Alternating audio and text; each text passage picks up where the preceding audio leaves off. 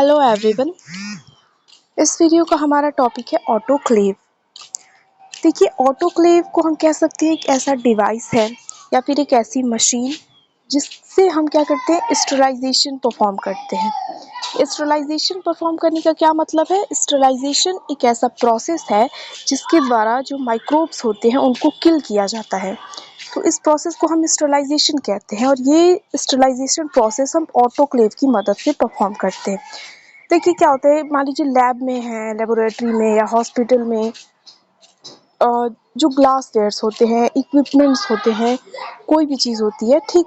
तो उनसे जब कोई भी प्रैक्टिकल परफॉर्म किया गया या हॉस्पिटल में कोई चेकअप किया गया, कुछ परफॉर्म किया गया, ऑपरेशन वगैरह, तो उन इक्विपमेंट्स में क्या हो सकता है, इन्फेक्शन हो सकता है। मतलब कोई माइक्रोब उसमें आ सकता है उसकी सरफेस पर, जैसे बैक्टीरिया हो गया, फंगाई हो गया, वायरस हो गया। ये सारी चीज़ें उस ग्लास वेयर की या जो भी इक्विपमेंट यूज़ किया जा रहा है उस पे वो आ सकता है, ठीक है।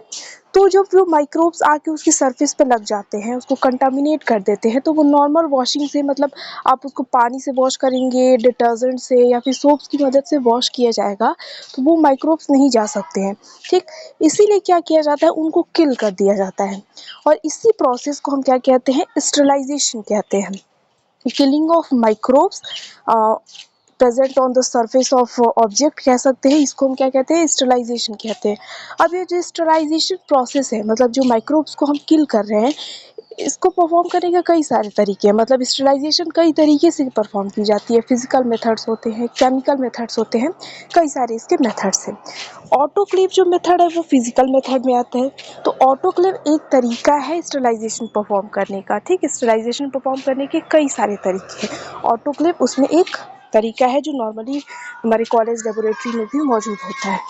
जैसे देख सकते हैं आप, ये वाला एक मोस्ट कॉमन टाइप का जो ऑटोक्लेव है, ये है एक। तो ऑटोक्लेव कई फॉर्म्स में, कई शेप्स में मौजूद होते हैं। जैसे ये वाला ऑटोक्लेव है जो नॉर्मल ज़्यादातर होता है।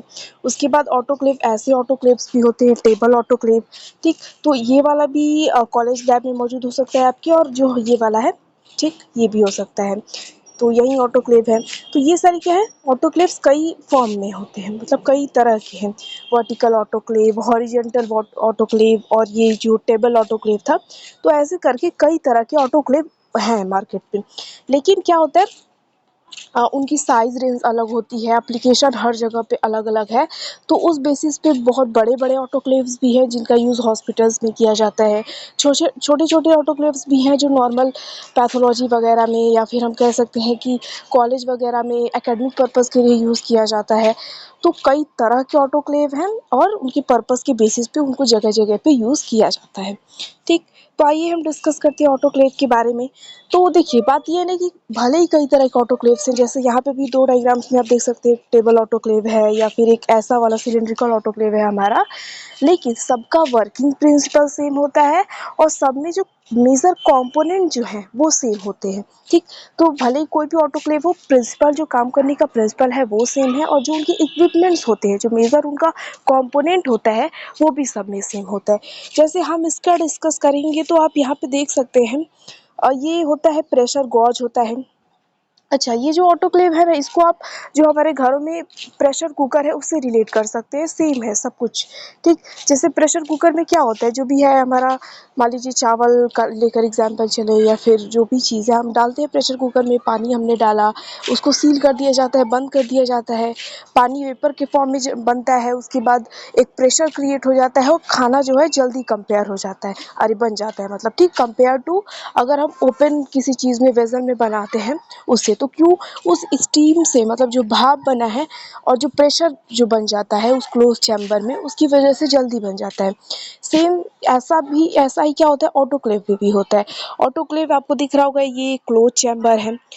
इस क्लोज चैम्बर में क्या होता है, ये लिड होती है, ये जो ऊपर वाली है ना, इसके ढक्कन है, और इसको हम क्या करते हैं, यहाँ से खोल सकते हैं इसको, और अंदर जो भी हमारा सब्सटेंस है जिसको भी हम स्टरलाइज करवाना चाहते हैं, मतलब कोई भी हमारा इक्विपमेंट हो सकता है, कोई भी ग्लास का कोई ग्लासवेयर हो सकता है, तो इसको लिड को हम ओपन करेंगे और अंदर हम रख देंगे। तो ऊपर आपको दिख रहा होगा, ये हैंडल है, ठीक है, वेसल का हैंडल है, ये पूरा वेसल का चैम्बर है। प्रेशर गॉज होता है, इससे क्या होता है, प्रेशर को हम मेज़र करते हैं।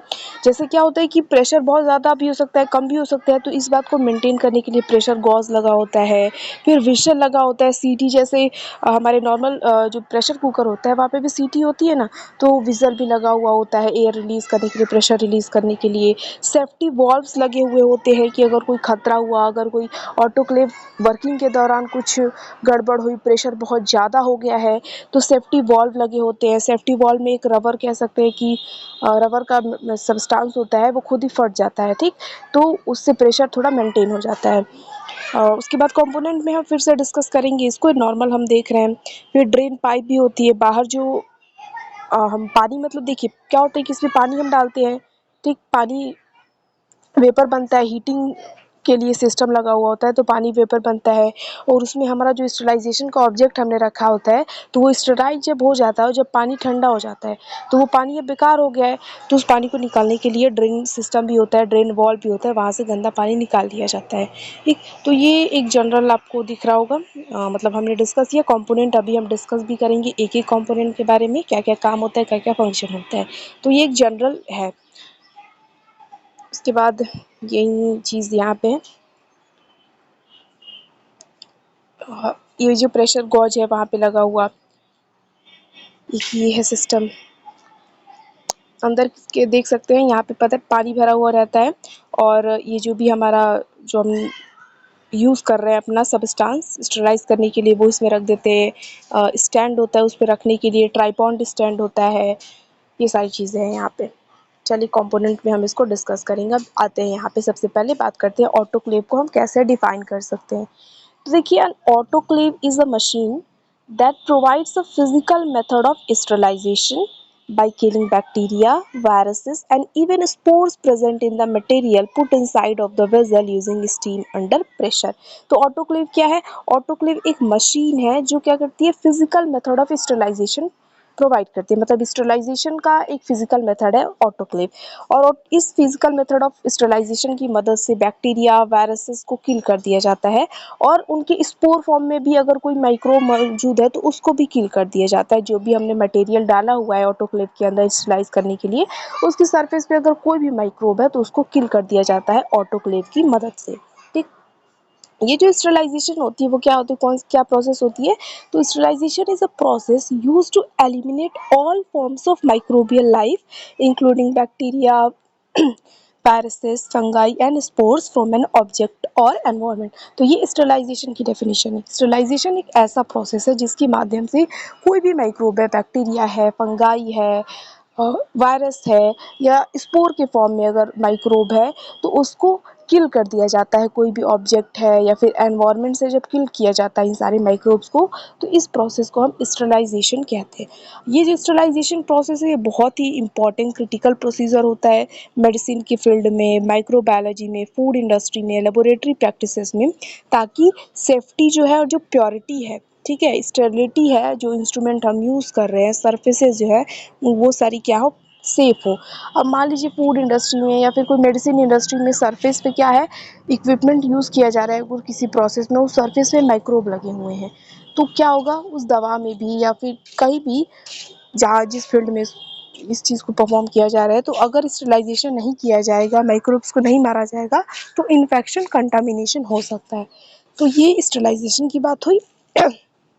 अब आगे बात करते हैं ऑटोक्लेव की। एक और डेफिनेशन आप लिख सकते हैं कि ऑटोक्लेव क्या है, एक सील्ड डिवाइस होती है, प्रेशर कुकर की सिमिलर होती है, प्रेशर कुकर की जैसे ही होती है, that kills micro organism using, यहाँ पे लाइन छूट गई है, यूजिंग स्टीम अंडर प्रेशर, ठीक है, स्टीम अंडर प्रेशर। तो स्टीम अंडर प्रेशर का मतलब आप समझ रहे हैं, पानी जब गर्म किया जाता है, गर्म करने के लिए, हीट करने के लिए एक सिस्टम लगा हुआ होता है, तो वो वेपर के फॉर्म में कन्वर्ट हो जाता है और प्रेशर जनरेट हो जाता है, क्योंकि हमने वहाँ पे क्या किया होता है, सील कर दिया जाता है चैम्बर को, ठीक, लिड बंद कर देते हैं हम उसको।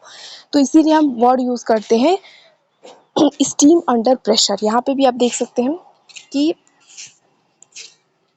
ऑटोक्लेव क्या है, एक ऐसी मशीन है जो फिजिकल मेथड प्रोवाइड करती है स्टरलाइजेशन की, माइक्रोब्स को किल कर देती है और यूजिंग स्टीम अंडर प्रेशर, ठीक। तो उस स्टीम की वजह से प्रेशर जनरेट होता है और जो प्रोसेस है हमारा स्टरलाइजेशन का वो पूरा हो जाता है। तो अब हम डिस्कस करते हैं ऑटोक्लेव की पार्ट या कंपोनेंट कह सकते हैं। उसके बाद इसके प्रिंसिपल को हम देखेंगे कि क्या इसका प्रिंसिपल है और वर्किंग क्या है इसका।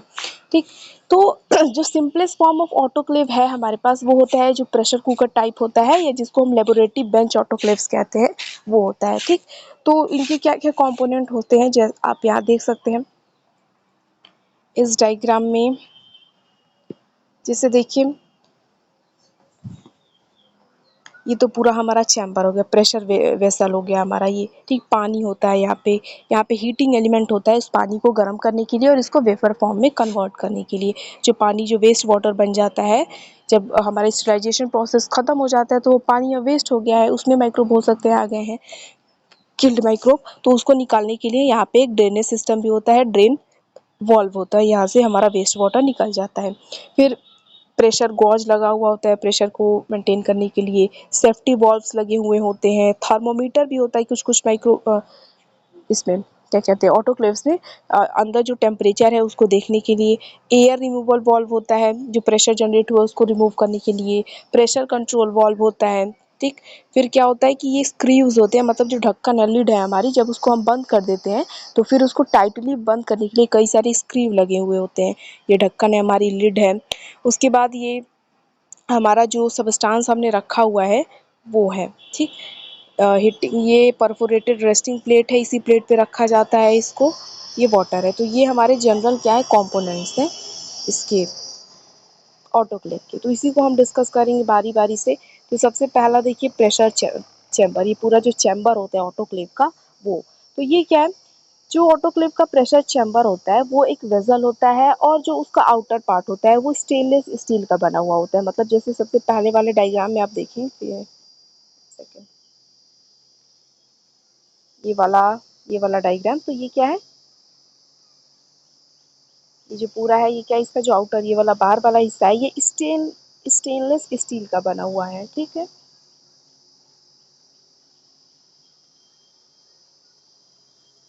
तो ऑटोक्लेव का प्रेशर चेंबर क्या है, एक वेसल है जिसका आउटर पार्ट स्टेनलेस स्टील का बना हुआ होता है और जो आउटर कोट कवर होता है वो इनर पार्ट को कवर करता है। तो ये तो बेसिक सी बात है कि बाहर की जो चीज़ है वो अंदर की चीज़ को कवर किए हुए है। ठीक, तो ये होता है प्रेशर चेंबर जो आउटर वेसल। उसके बाद जो ऑटोक्लेव मटेरियल, ऑटोक्लेवेबल क्लेवेबल मटेरियल है, मतलब ऐसे मटेरियल जिनको हम ऑटोक्लेव कर सकते हैं। अब हम हर चीज़ ऑटोक्लेव नहीं कर सकते। अब मान लीजिए आप प्लास्टिक को डाल दीजिए उसमें पिघल गई तो जो चीज़ जिसको ऑटोक्लेव किया जा सकता है उनको क्या करते हैं, वेसल के इनर पार्ट में, मतलब अंदर ढक्कन उठाएंगे हम और उसके अंदर रख देंगे, पुट किया जाता है और फिर लिड को टाइटली बंद कर दिया जाता है। जो साइज होता है प्रेशर चेंबर का, मतलब हमारे ऑटो क्लेव का, वो 100 लीटर से लेके 3000 लीटर तक का हो सकता है। ठीक है, हॉस्पिटल्स वगैरह में बड़े-बड़े जो ऑटोक्लेव्स हैं उनका यूज़ किया जाता है। तो ये हमारा ऑटोक्लेव के बारे में हुआ, जो पूरा चैम्बर है उसके बारे में, कि चैम्बर का जो आउटर पार्ट होता है वो स्टेनलेस स्टील का बना हुआ होता है और वो आउटर पार्ट इनर पार्ट को कवर करके रखे हुआ रहता है। जो ऑटोक्लेवेबल मटेरियल्स होते हैं उनको वेसल के इनर पार्ट में रख दिया जाता है और लीड को बंद कर दिया जाता है। और जो साइज़ होता है प्रेशर चैम्बर का वो 100 लीटर से 3000 लीटर तक का हो सकता है।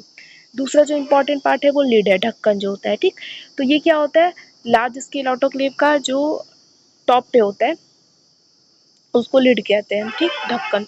ये जो पर्पस होता है लिड का, तो लिड का किसी भी चीज़ का कोई भी बॉटल है या कोई भी चीज़ है तो उसके ढक्कन का पर्पस क्या होगा कि बाहर के एटमॉस्फेयर में जो भी चीज़ें मौजूद हैं वो अंदर ना आ पाए, जो भी हमारा सब्सटेंस उसमें ना जा सके।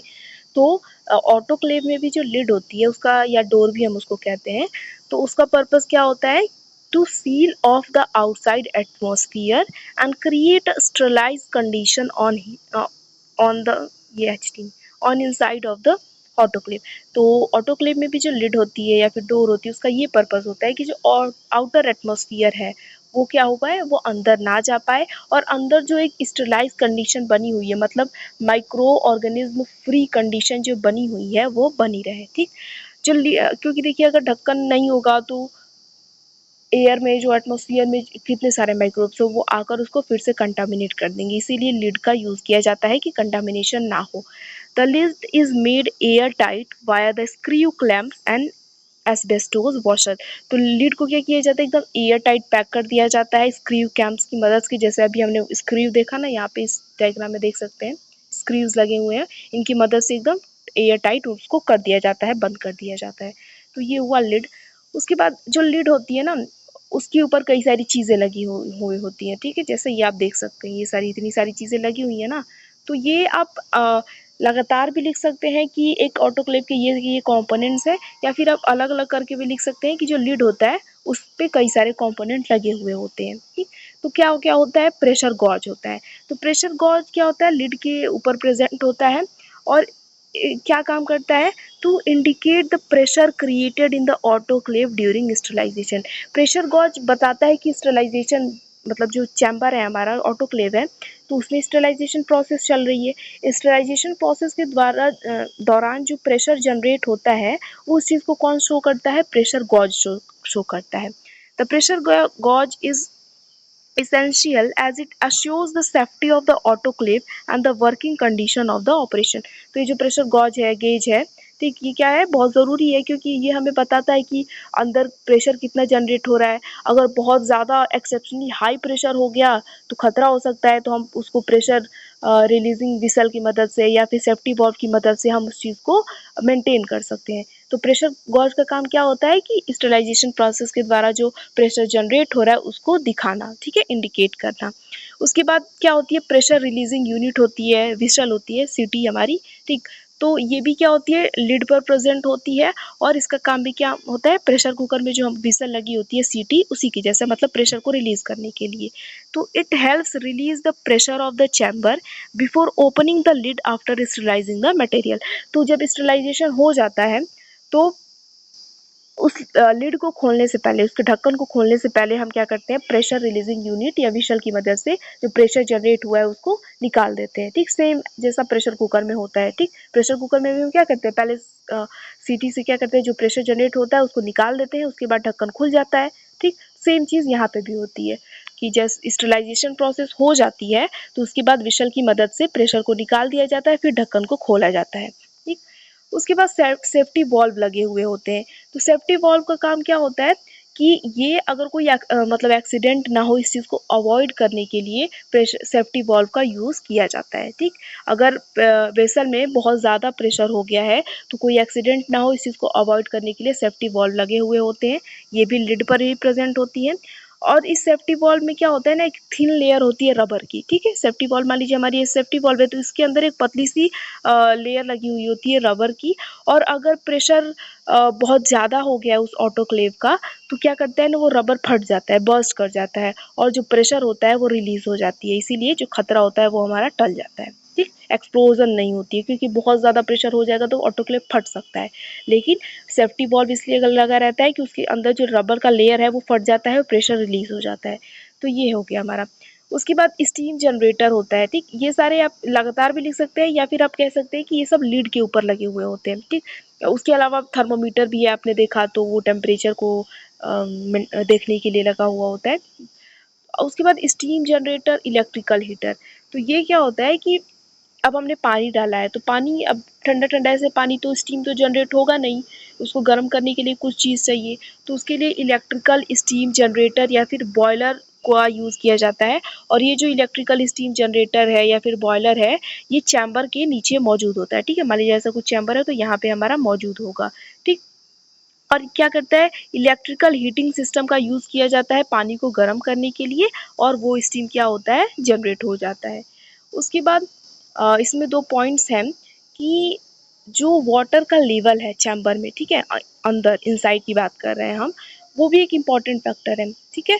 चैम्बर में जो पानी मौजूद है, इनर चैम्बर की हम बात कर रहे हैं, अगर सफिशिएंट नहीं हुआ, मतलब जितना चाहिए उतना पानी मौजूद नहीं है, तो वो क्या हो सकता है, हीटिंग सिस्टम बर्न कर सकता है, ठीक है, ऑटोक्लेव पूरा खराब हो सकता है।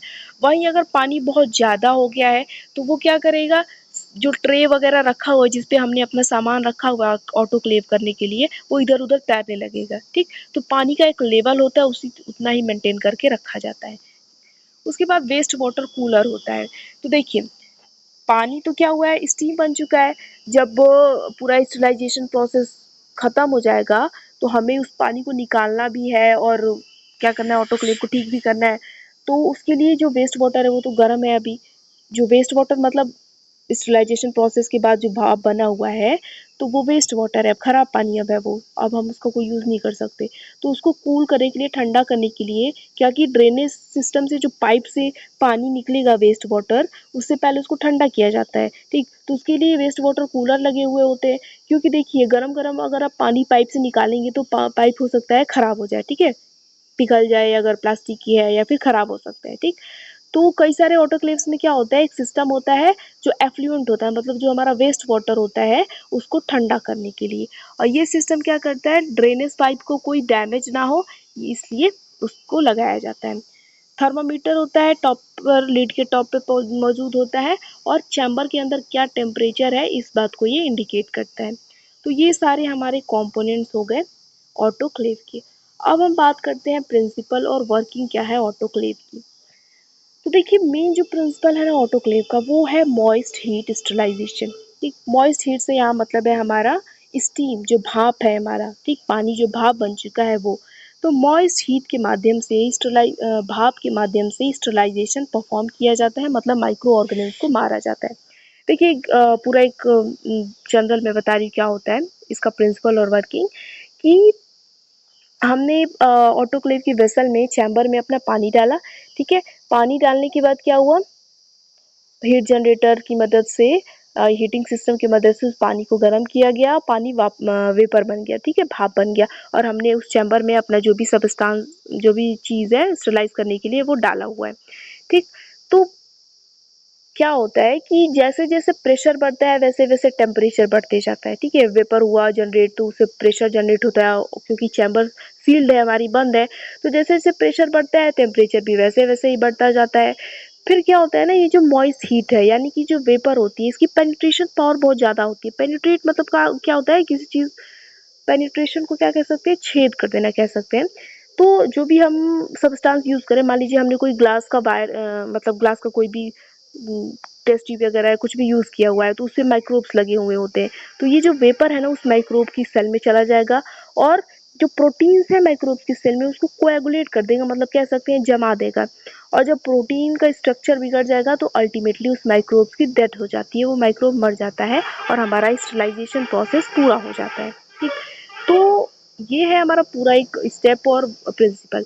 तो जो हमारा प्रिंसिपल है इसका ऑटोक्लेव के वर्किंग का, तो उसको हम 3 पार्ट में आसानी से समझने के लिए डिवाइड कर सकते हैं। पहला तो प्रिंसिपल है कि मॉइस्ट हीट स्टरलाइजेशन पे काम करता है, उसके बाद प्रेशर और बॉइलिंग पॉइंट का रोल होता है, और फिर प्रोटीन कोएगुलेशन होती है। तो देखिए क्या होता है कि जो ऑटोक्लेव्स होते हैं वो मॉइस्ट हीट स्टरलाइजेशन के प्रिंसिपल पर काम करते हैं, ठीक। मॉइस्ट हीट क्या होता है कि in the form of steam under pressure. Steam under pressure मतलब प्रेशर के अंडर में स्टीम बनी हुई है, वो क्या होती है ना, बहुत इफेक्टिव होती है माइक्रो ऑर्गेनिज्म को किल करने के लिए। जो मॉइस्ट हीट होती है या फिर स्टीम होती है जो प्रेशर के अंडर जनरेट हुई है, वो क्या होती है माइक्रो ऑर्गेनिज्म को किल करने के लिए बहुत ही सुटेबल होती है, ठीक। तो वो सारे माइक्रोब्स को मार देती है। बात करें प्रेशर और बॉइलिंग पॉइंट की, तो वाटर क्या होता है, नॉर्मली सबको पता है कि 100 डिग्री सेल्सियस पे नॉर्मल एटमॉस्फेरिक प्रेशर में पानी बॉयल होने लग जाता है। लेकिन क्या होता है जब प्रेशर इंक्रीज किया जाता है ना, तो पानी का बॉइलिंग पॉइंट भी इंक्रीज कर जाता है। और जो चीज़ 100 डिग्री पर नॉर्मल प्रेशर में हो रही थी वो चैम्बर में हमारे 101 डिग्री सेल्सियस पर होती है, ठीक। क्योंकि जब प्रेशर इंक्रीज किया होता है तो बॉइलिंग पॉइंट भी इंक्रीज कर दिया जाता है। तो उस चैम्बर में हाई प्रेशर क्रिएट किया जाता है, ठीक है। तो जो ऑटोक्लेव के अंदर होता है एक ऐसा एनवायरनमेंट क्रिएट हो जाता है जहाँ पे जो स्टीम होती है, जो भाप होती है, वो टेम्परेचर पर रीच कर जाती है 100 से ज़्यादा, 121 डिग्री सेल्सियस पे पहुंच जाती है, ठीक। अब इतने डिग्री सेल्सियस पे जब पहुंच जाती है, पानी उबल गया, भाप बन चुका है, तब क्या होता है, प्रोटीन कोएगुलेशन होता है। तो high temperature achieve by pressurise steam cause proteins in microbe to coagulate. तो जब बहुत ज़्यादा टेम्परेचर हो जाता है, ठीक,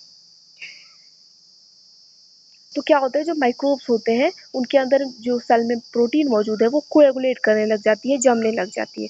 और जब प्रोटीन का स्ट्रक्चर जमने लगेगा तो क्या हो जाएगी, उनका स्ट्रक्चर खराब हो जाएगा, डिस्टर्ब हो जाएगा, और वो अल्टीमेटली मर जाएंगे, ठीक। तो moisture from the steam helps ensure proper heat penetration into materials being sterilisation. तो पेनिट्रेशन बहुत ज़्यादा होती है, अच्छे से हो जाती है। तो ये हमारा 3 कह सकते हैं कि एक जो भी प्रिंसिपल है वर्किंग है उसको 3 पार्ट में डिवाइड कर सकते हैं हम कि एक तो होता है मॉइस्ट हीट स्टरलाइजेशन, पानी भाप में बन जाता है प्रेशर के अंडर। उसके बाद नॉर्मल टेम्परेचर पे 100 डिग्री सेल्सियस से पानी उबलता है, लेकिन ऑटोक्लेव में क्योंकि प्रेशर ज़्यादा होता है तो बॉइलिंग पॉइंट भी थोड़ा इंक्रीज कर जाता है, 101 से 21 डिग्री सेल्सियस पे पानी बॉयल हो जाता है। अब ये जो पानी वेपर बन चुका है तो इतने हाई टेम्परेचर पे 121 डिग्री सेल्सियस पे क्या होता है, वो सेल्स माइक्रोब का प्रोटीन कोएगुलेट करने लगता है और माइक्रोब्स मर जाते हैं।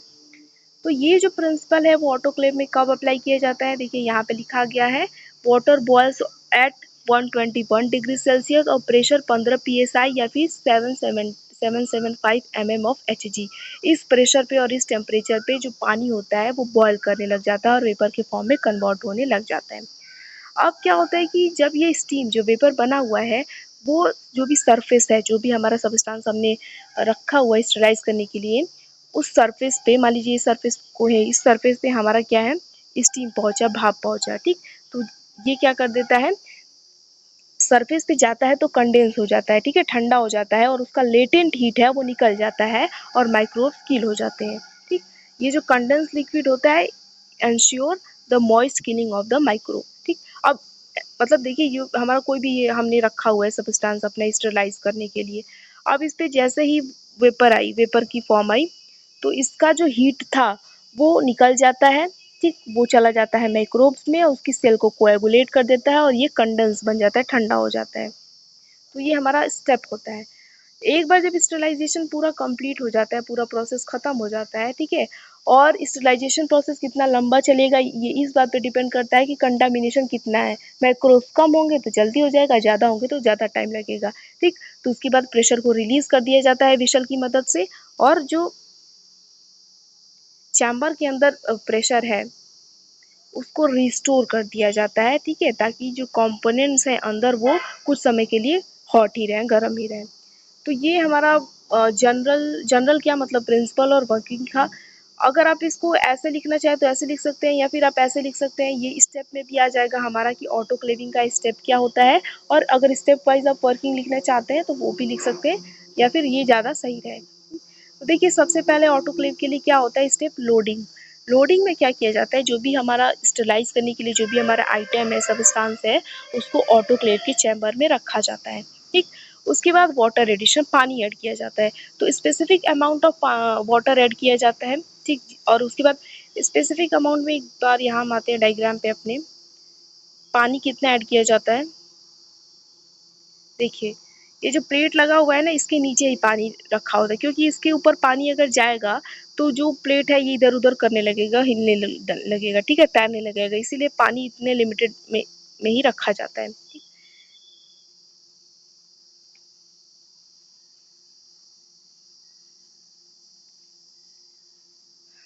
हाँ, तो उसके बाद क्या होता है, पानी ऐड किया जाता है। उसके बाद तीसरा स्टेप क्या होता है कि पानी ऐड कर दिया गया तो उस पानी को गर्म करना पड़ेगा स्टीम बनाने के लिए, भाप बनाने के लिए। तो एक इंटरनल हीटर एलिमेंट लगा हुआ होता है जो पानी का टेम्परेचर बढ़ा देता है और वो क्या होता है स्टीम में कन्वर्ट हो जाता है, भाप बन जाता है। उसके बाद होता है प्रेशर इंक्रीज, जैसे जैसे भाप बनने लगता है तो क्लोज चैम्बर है तो प्रेशर जनरेट हो जाता है, ठीक। तो जैसे ही चैम्बर के अंदर स्टीम भरने लगता है तो एक प्रेशर जनरेट हो जाता है, प्रेशर बढ़ने लग जाता है और इसको प्रेशर गॉज की मदद से देखा जाता है और कंट्रोल किया जाता है। उसके बाद स्टरलाइजेशन शुरू हो जाती है। तो एक बार जब डिजायर्ड प्रेशर और टेम्परेचर पर पहुंच जाते हैं, क्योंकि पानी उबलेगा फिर एक पर्टिकुलर टेम्परेचर आएगा, उस टेम्परेचर पर ही हमारा स्टरलाइजेशन प्रोसेस शुरू होता है। तो स्टरलाइजेशन प्रोसेस शुरू हो जाता है और एक पर्टिकुलर सेट पीरियड पर वो काम चलता रहता है, ठीक। तो टिपिकल सेटिंग क्या होती है, 121 डिग्री सेल्सियस या फिर 250 डिग्री फ़ारेनहाइट पर 15 से 20 मिनट के लिए ऑटोक्लेव जो भी हम ऑटोक्लेव करना चाहते हैं ऑब्जेक्ट को रखा जाता है, ठीक। लेकिन ये जो टाइमिंग है और जो टेम्परेचर है ये वेरी कर सकती है मटेरियल पे कि हम कौन सा सब्सटेंस क्या चीज़ स्टरलाइज करना चाहते हैं, ठीक। उसके बाद होती है वेंटिंग और ड्राइंग। तो जब एक बार स्टरलाइजेशन हो जाता है, हमारा जो भी माइक्रोब्स है वो किल हो जाते हैं तो प्रेशर को रिलीज कर दिया जाता है, ठीक। उसके बाद ड्राइंग फेज आता है, इसमें क्या होता है जो मॉइस्चर होता है चैम्बर में उसको ड्राई किया जाता है। उसके बाद होती है अनलोडिंग। अनलोडिंग में क्या होता है कि जब प्रेशर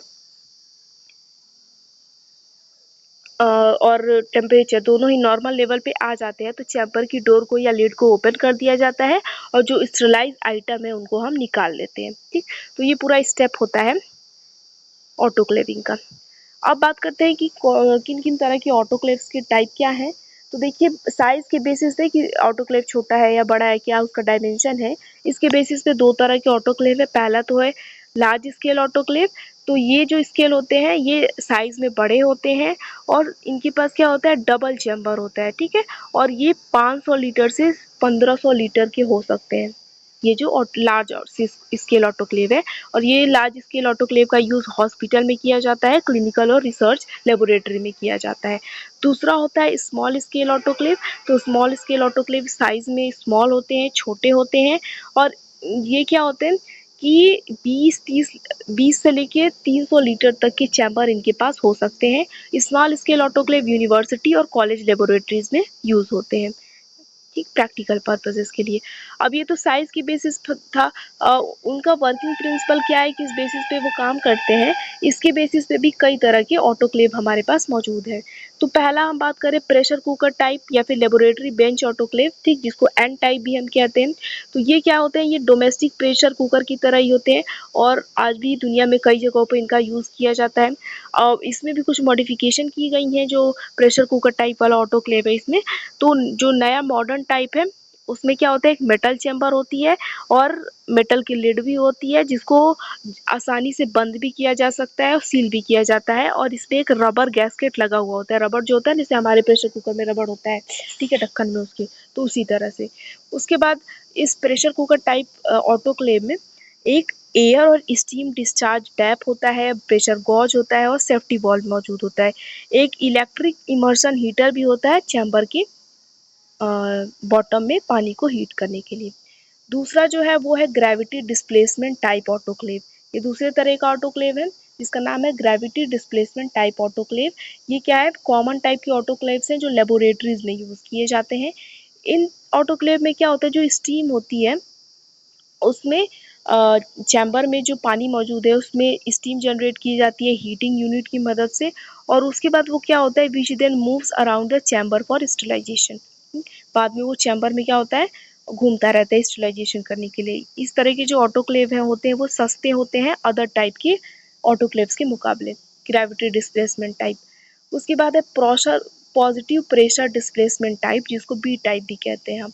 तो ये जो ऑटोक्लेव है इसमें जो स्टीम होती है ना वो एक सेपरेट स्टीम जनरेटर में होती है, मतलब स्टीम जनरेटर दूसरा कुछ चैम्बर लगाया हुआ है वहाँ पे स्टीम जनरेट किया जाएगा, ठीक, और उस स्टीम को ऑटोक्लेव में पास कर दिया जाता है, ठीक। तो ये जो ऑटोक्लेव होते हैं वो फास्टर होते हैं क्योंकि हम पहले तो आसानी से स्टीम जनरेटर में स्टीम को जनरेट कर देंगे और सिर्फ उसको ऑटोक्लेव में हम क्या कर देंगे, पास कर देंगे, ट्रांसफ़र कर देंगे। तो इस तरह के जो ऑटोक्लेव होते हैं ये ग्रेविटी डिस्प्लेसमेंट टाइप ऑटोक्लेव के ही इम्प्रूवमेंट है, उसी में मॉडिफिकेशन की गई है। उसके बाद है नेगेटिव प्रेशर डिस्प्लेसमेंट टाइप का ऑटोक्लेव है। ये क्या होता है, ये अनदर टाइप ऑफ ऑटोक्लेव है जिसमें स्टीम जनरेटर भी होता है और वैक्यूम जनरेटर भी होता है, ठीक, वैक्यूम क्रिएट करने के लिए भी वहाँ पे कंपोनेंट लगा हुआ होता है। यहाँ पे जो वैक्यूम जनरेटर होता है वो क्या करता है, ऑटोक्लेव से जो एयर होता है उसको निकाल देता है क्योंकि उसको वैक्यूम क्रिएट करना है और जो स्टीम होती है जनरेटर वो स्टीम क्रिएट करती है। ये जो स्टीम होती है वो ऑटोक्लेव्स में फिर पास की कर दी जाती है। ये नेगेटिव टाइप के जो नेगेटिव टाइप डिस्प्लेसमेंट ऑटोक्लेव्स होते हैं ये मोस्ट रिकमेंडेड टाइप होते हैं, मतलब इनको रिकमेंड किया जाता है यूज़ के लिए क्योंकि बहुत ही एक्यूरेट और स्टेरिलिटी लेवल भी इनका बहुत ही हाई होता है, मतलब बहुत माइक्रो ऑर्गेनिज्म को मार देते हैं ये। This is also the most expensive type of autoclave, ठीक, तो सबसे महंगा वाला भी ऑटोक्लेव यही है। अब ये तो हो गए कुछ टाइप ऑटोक्लेव्स के। अब बात करते हैं कि क्या-क्या यूजेस है, एप्लीकेशन है ऑटोक्लेव की, कहाँ-कहाँ यूज़ किया जाता है इनको। देखिए यहाँ पे लिखा गया है सर्जिकल इंस्ट्रूमेंट जो होते हैं उनको स्टरलाइज करने के लिए ऑटोक्लेव का यूज़ होता है। कल्चर मीडिया जो भी हमारा मीडिया था उसको स्टरलाइज करने के लिए। जो भी ऑटोक्लेवेबल प्लास्टिक कंटेनर होते हैं, मतलब हम सारे प्लास्टिक कंटेनर को ऑटोक्लेव नहीं कर सकते हैं, पर जिसको किया जा सकता है उसको हम स्टरलाइज कर सकते हैं ऑटोक्लेव की मदद से। प्लास्टिक ट्यूब और पिपेट टिप्स हो गई, सॉल्यूशंस और वाटर, बायोहजार्डर वेस्ट, ग्लासवेयर, इन सारी चीज़ों को ऑटोक्लेव किया जा सकता है, ठीक।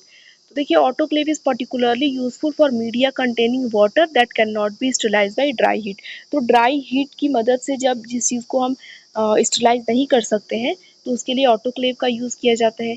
इन ऑटोक्लेव का यूज़ किया जाता है बायोलॉजिकल वेस्ट को डिकंटामिनेट करने के लिए, मतलब जो कंटामिनेशन है उसको रिमूव करने के लिए, मीडिया को स्टरलाइज़ करने के लिए, इंस्ट्रूमेंट्स और लैब वेयर को स्टरलाइज़ करने के लिए। मेडिकल लैब्स में ऑटोक्लेव का यूज़ किया जाता है मेडिकल इक्विपमेंट को स्टरलाइज़ करने के लिए, जो भी ग्लासवेयर है, सर्जिकल इक्विपमेंट है या फिर मेडिकल वेस्ट है, उसको स्टरलाइज़ करने के लिए। रेगुलेटेड मेडिकल वेस्ट जैसे कि जिसमें बैक्टीरिया, वायरसेस या अदर कोई बायोलॉजिकल मटेरियल है, स्पीशीज़ है, तो उसको इनएक्टिवेट करने के लिए हम यूज़ करते हैं इसका। जैसे बायोमेडिकल वेस्ट होते हैं, मतलब हमारे जो हॉस्पिटल्स वगैरह से जो वेस्ट जनरेट होते हैं, तो इनको डिस्पोज करने से पहले ऑटोक्लेव किया जाता है, ताकि अगर हम उनको मिट्टी में डिस्पोज करें तो माइक्रोब मिट्टी में ना फैले, तो वहाँ पे भी इसको यूज़ किया जाता है। Similarly autoclaves are use for the sterilization of culture media, autoclavable containers, plastic tube और पिपेट टिप। तो ये सारी जो चीज़ें वर्ड के फॉर्म में लिखी गई हैं, सब एक एक करके यहाँ पॉइंट के फॉर्म में लिख दी गई हैं कि यहाँ पे यूज़ होता है ऑटोक्लेव्स का। अब ऑटोक्लेव्स की प्रिकॉशंस हैं कि ऑटोक्लेव को यूज़ करने के दौरान हमें क्या-क्या बातें ध्यान रखनी चाहिए। ये इम्पॉर्टेंट है, लेकिन हम उसको बाद में हम डिस्कस करते हैं। पहले एडवांटेज और लिमिटेशन देख लेते हैं, ठीक? कि ऑटोक्लेव्स की क्या-क्या एडवांटेज फ़ायदे हैं और क्या-क्या उसमें कमी है या कुछ खतरा हो सकता है हमें। तो देखिए एडवांटेज सबसे पहले डिस्कस करते हैं। तो ये हाईली इफेक्टिव स्टरलाइज़ेशन देते हैं, मतलब ऑटोक्लेव्स की मदद से मान लीजिए अगर 1 मिलियन में मिलियंस में कोई एक माइक्रोब भी होगा बच सकता है, नहीं तो सब मर जाते हैं ऑटोक्लेव की मदद से।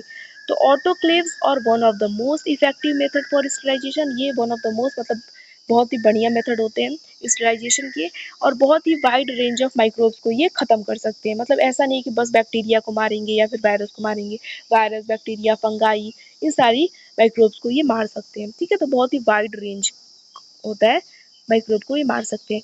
उसके बाद फास्ट स्टरलाइजेशन साइकिल, तो स्टरलाइजेशन का जो प्रोसेस है वो बहुत जल्दी होता है, मतलब और जो मेथड है स्टरलाइजेशन के उनके कंपेयर में ऑटोक्लेव बहुत जल्दी स्टरलाइज करते हैं, ठीक है?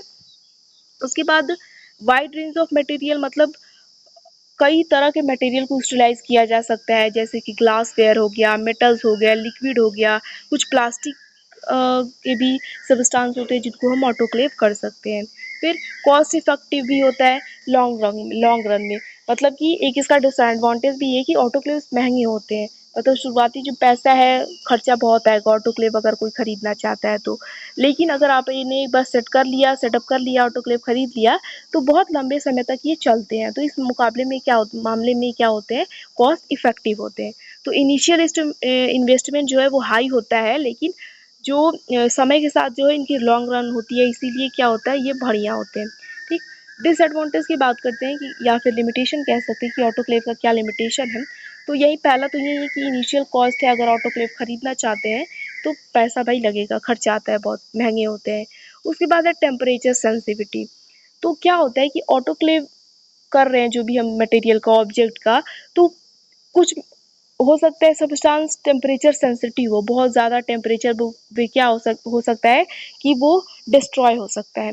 तो ये एक इसका लिमिटेशन है। उसके बाद इम्प्रॉपर यूज़ रिस्क, तो इम्प्रॉपर मतलब अगर कोई ट्रेंड पर्सन नहीं है कि ऑटोक्लेव को कैसे चलाना है, तो उसने लोडिंग अच्छे से नहीं करी या फिर लिड अच्छे से नहीं पैक किया, फिर साइकिल सेलेक्शन अगर अच्छे से नहीं हुआ, तो क्या हो सकता है, खतरा हो सकता है।